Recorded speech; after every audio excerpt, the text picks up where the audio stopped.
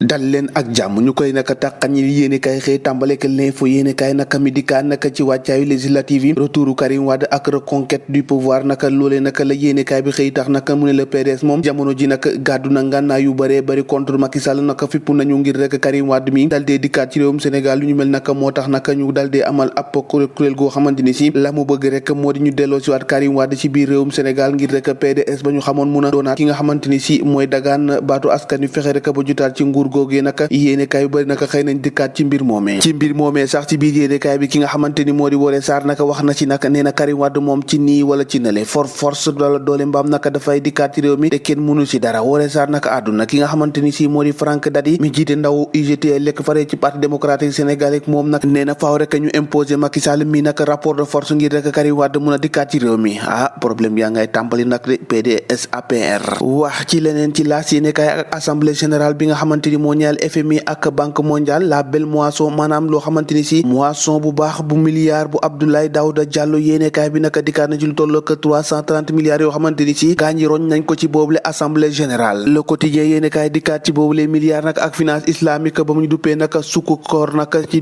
lu toll ak 330 milliards fonds de levée naka dina tax rek ñu dal dee jëndaat ay sphère ministérielle waaye itam fexe rek ba investir ci port Ndayane ak autoroute à péage naka loolee la yéenekaay bi quotidien xëy fësal naka yéenekaay fësal leneen di tribune naka dikkaat na ci Macky mi nga xamante ni daanaka yéenekaay bi ne na ramassé na lu toll ak 330 milliards yoo xamante ni si naka boo moytu naka lu si mel ni ay sphère ministérielle bu jam ñaaju naka daanu ko monsieur taxawal l'argent boobee nga xamante ni dugal nañ ko ci autoroute à péage ak tamit ci pooru Ndayane ak loo xamante ni si moo ngi jëm ci opération de l'histoire du marché naka sous régional loolu lépp naka yéenekaay bi xëy na koo tàqat ni ak milliards yu bari yooyee jógee ci milliards wax ci élection législative yu fanweeri fan naka benn ci weeru sulet gi naka Macky Sall naka engagé na xeex bi nga xamante ni si moo ñeel yooyu les législatives l'observateur mooy àddu nee na ab ndaje boo xamante ni convoqué na ko ci palais niki tey ji ak ñi nga xamante ni si ñooñu ay ñoñam lu toll 46 rapports yoo xamante ni jot na ko secrétariat exécutif bi nga xamante ni si dina service de base de travail rek ci ki nga xamante ni moo di président de la république loolu lépp naka ngir waajal élection législative yi nga xamante ni moom la ñu dëgmal ci réewum Sénégal Walf Quotidien ne collecte parrainage Benno ak stratégie bi nga xamante ni si moom la teg rek ngir bloqué ñenn ñi ndax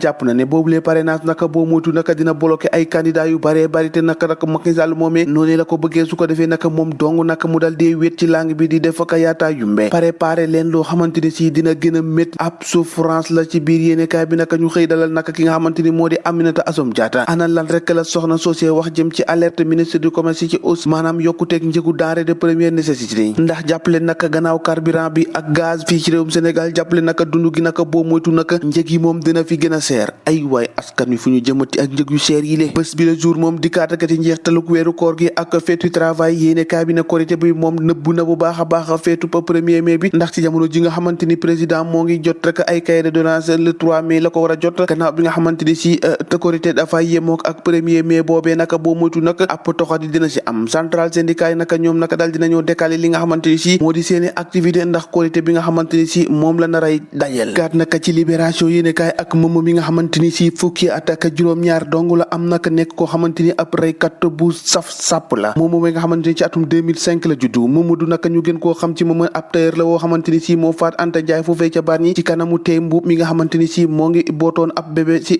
diggi ginnaawam moom naka la mu bëggoon rek moo di gis tey mbuub moomee ngir rek wax ak moom ci diggante ma cousine am boobee nga xamante ni si dafa décidé woon rek rompre relation bi mu amoon ak moom tey mbuub moomee nag gannaaw bi nga xamante ni si moo ngi dem di jënd këriñ ak Anta Ndiaye naka ci la ko gis ci benn bâtiment mu wax moom mu koy déglu Anta mi nga xamante ni xamul woon sax ci li nga xamante ni loolu lañ doon wax di ko doon xool di ku naka ci la ko dal dee sàkku rek ana lan moo tax rek nga ñuy xool ci la dal dee tëb rek dal ci koom xoj ko ba mu ñàkk ba kanam laataa muy jël mboy gi naka daw te mbuub moomee naka ñu jël ko teg ko ci garde à vue naka gannaaw bi nga xamante ni si ñoo ngi amal ab enquête moom moom naka dal dee xam ne naka relation ak Maguette Ndong bi nga xamante ni si dafa naroon a am ay gàllu góosi naka waaye naka ci silence boobee naka ci la dal dee amale loolee naka ana naka rek la police yi dal dee def rek ba remonté ci kookee nga xamante ni moom la ñu jàppoon ne moo faat gannaaw bi nga xamante ni si ab mbaxana boo xamante ni si bébé bi moo ko soloon te mu dal dee daanu foofee nga xamante ni foofa la mbir mi xewee foofee nag la policier dal dee sukkandiku rek ba dal dee amal enquête bu dal dee teg gone googee dal dee faat Anta Ndiaye foofee ca Bargny da ngay seet lii rek ay xale yu ndaw def jëf ju ñaaw ji ci Sénégal ñoo ko déggandoo jàngeen jëf ba ëllëg